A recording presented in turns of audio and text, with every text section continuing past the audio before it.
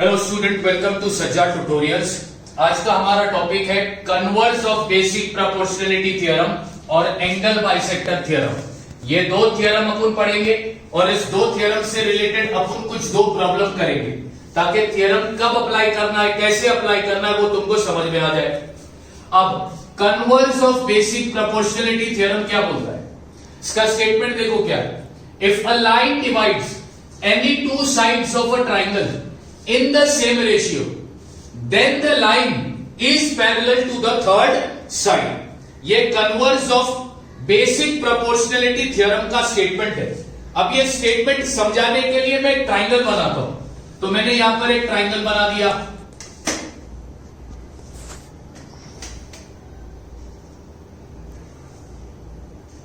ये बन गया अपना एक ट्राइंगल। अब ये ट्राइंगल का नाम देता हूं ABC, ठीक है, और इस ट्राइंगल पर एक लाइन बनाता हूं।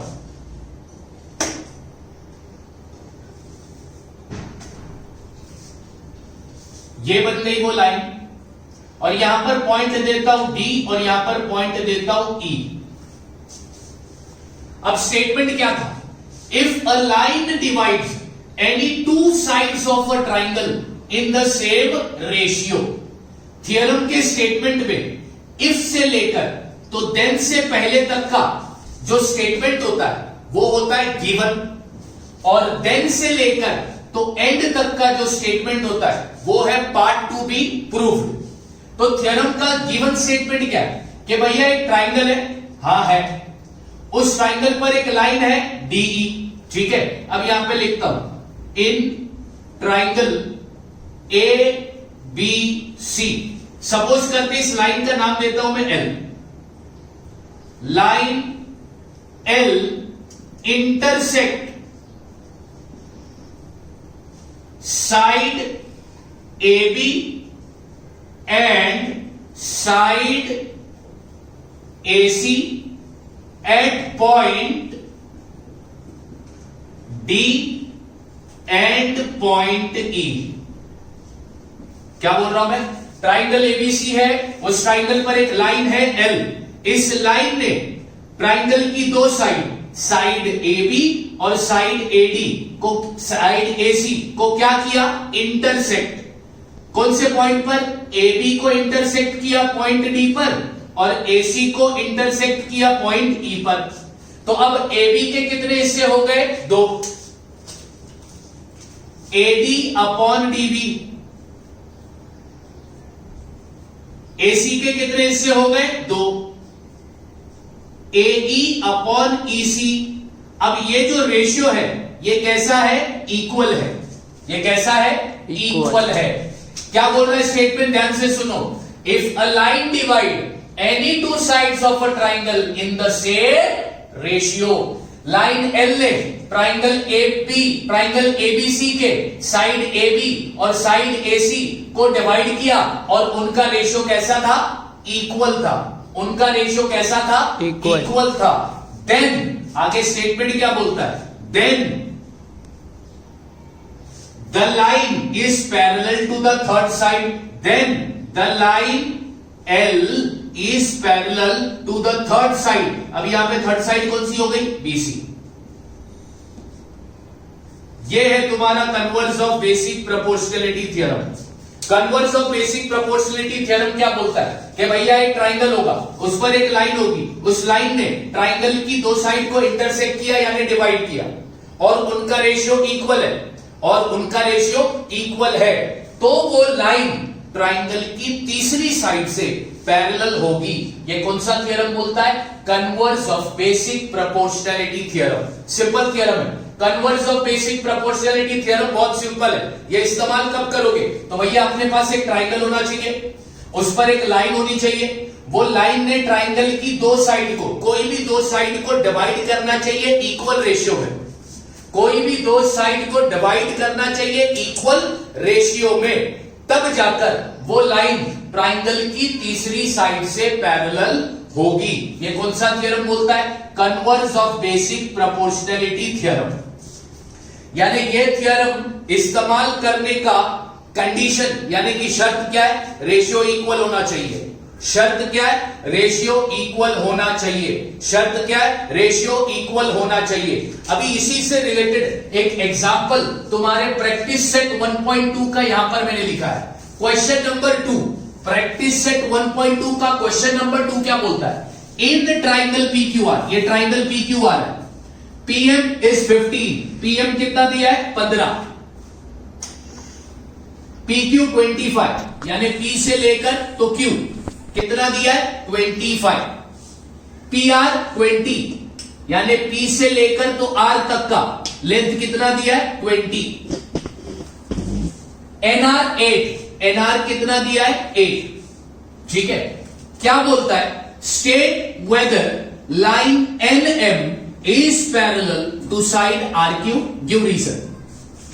तुम्हें प्रूफ करना है या बताना है कि क्या ये लाइन NM साइड RQ से पैरेलल है, और अगर पैरेलल है तो तुम्हें रीजन देना होगा। लाइन पैरेलल कब होती है? कन्वर्स ऑफ PPT ने क्या बोला? लाइन पैरेलल कब होती है? जब रेशियो इक्वल होते हैं। क्या यहां पर बोला है कि रेशियो इक्वल है? नहीं, रेशियो इक्वल नहीं है, ये क्वेश्चन में बोला नहीं है। तो सबसे पहले फाइंड करो कि रेशियो इक्वल है या नहीं। तो अब यहां पर इसका सॉल्यूशन देखो, बहुत सिंपल है। क्या क्या दिया है? PR और NR दिया है, अपने को चाहिए PN। अब यहां पे लिखता हूं PR is equal to PN plus NR। क्यों? क्योंकि पॉइंट P, पॉइंट N और पॉइंट R, ये तीनों पॉइंट एक ही लाइन पर है, मतलब ये क्या हो गए? Collinear point. दिया 20, PN फाइंड करना है, NR कितना दिया है? 8। देयरफॉर PN कितना मिलेगा? तो सर 20 में से 8 को माइनस कर दो, तो PN कितना आया? 12। PN मिल गया। अब क्या फाइंड करेंगे? अब इस तरफ देखो, ये साइड देखो, PM दिया है, MQ नहीं दिया है, तो PQ is equal to PM plus MQ। Why? क्योंकि पॉइंट P, पॉइंट M और पॉइंट Q, ये तीनों पॉइंट एक ही लाइन पर है, मतलब ये कोलिनियर पॉइंट है। PQ कितना दिया है? 25। PM कितना दिया था? 15। MQ फाइंड करना है। तो अब अपने को MQ कैसा मिलेगा? तो 25 में से 15 को हम करेंगे माइनस, तो MQ मिलेगा अपने को 10। देखो अपने पास PN और MQ मिल गया अपने को। अब अपन क्या करेंगे?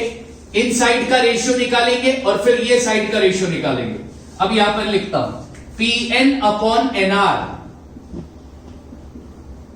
इज इक्वल टू, PN कितना मिला था? 12 और NR कितना है? 8। दोनों भी कौन से टेबल में आते? 4 के। 4 3 सा 12, 4 2 सा 8। तो PN अपॉन NR का रेशियो क्या आया? 3/2। अब अपन PM अपॉन MQ का रेशियो निकालेंगे। PM upon MQ is equal to, PM कितना दिया है? 15, MQ कितना मिला? 10। अब ये दोनों भी कौन से टेबल में आते? 5 के। 5 3 सा 15, 5 2 सा 10। इक्वेशन नंबर 1 और इक्वेशन नंबर 2, इक्वेशन नंबर 1 और इक्वेशन नंबर 2 से क्या साबित हो रहा है? कि सर ये दोनों रेशियो इक्वल है। Therefore PN upon NR is equal to PM upon MQ।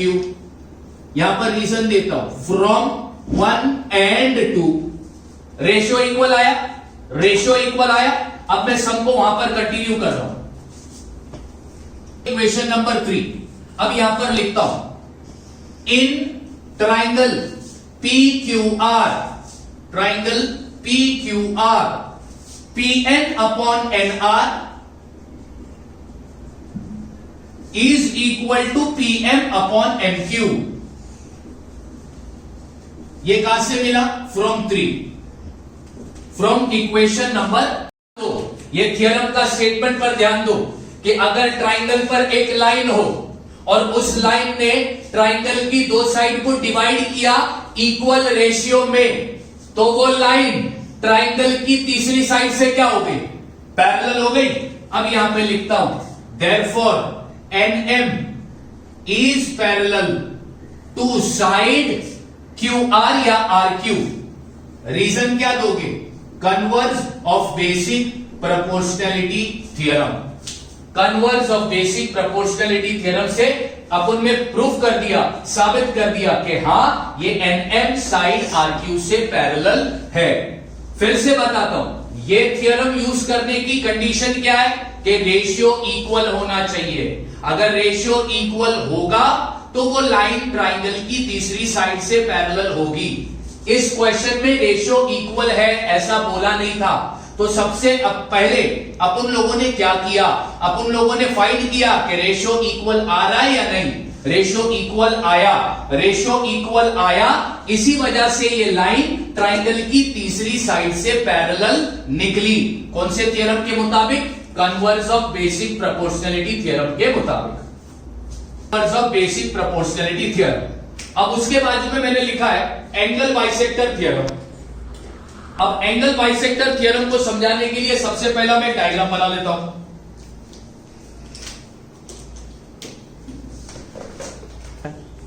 अब मैंने ट्राइंगल बनाया PQR।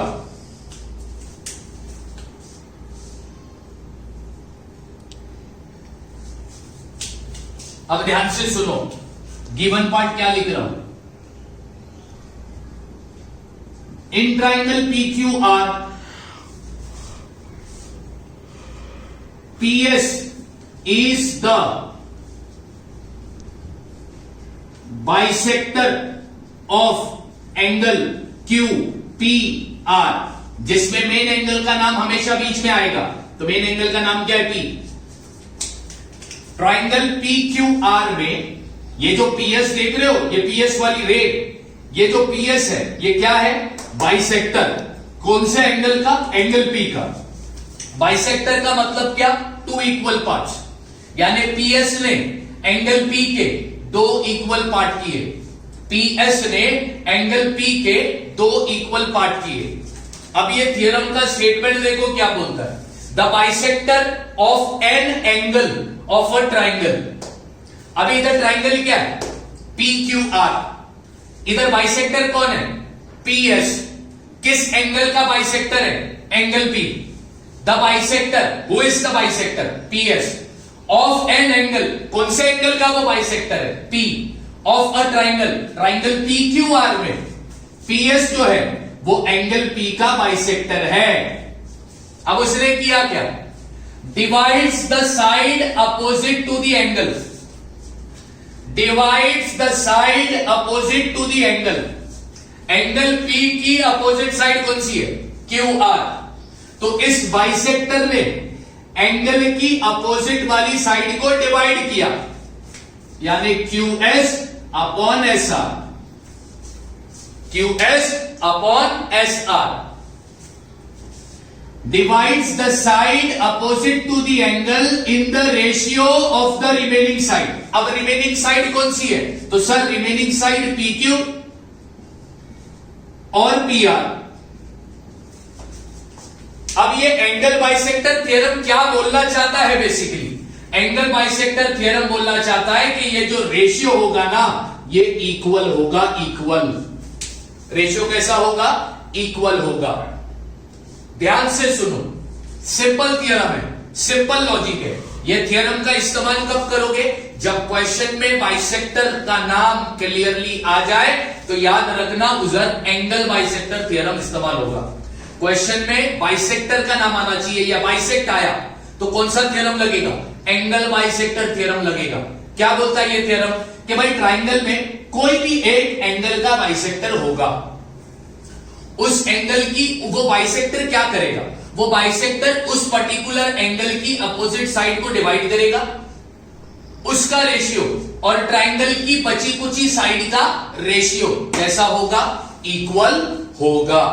अभी इसी के मुताबिक मैंने यहां पर एक एग्जांपल लिखा है 2। अब क्वेश्चन देखो क्या बोलता है, इन triangle PQR segment RS bisect angle R। Word bisect का नाम आया, जब भी वर्ड बाइसेक्ट का नाम आएगा कौन सा थ्योरम काम आएगा? Angle bisector theorem.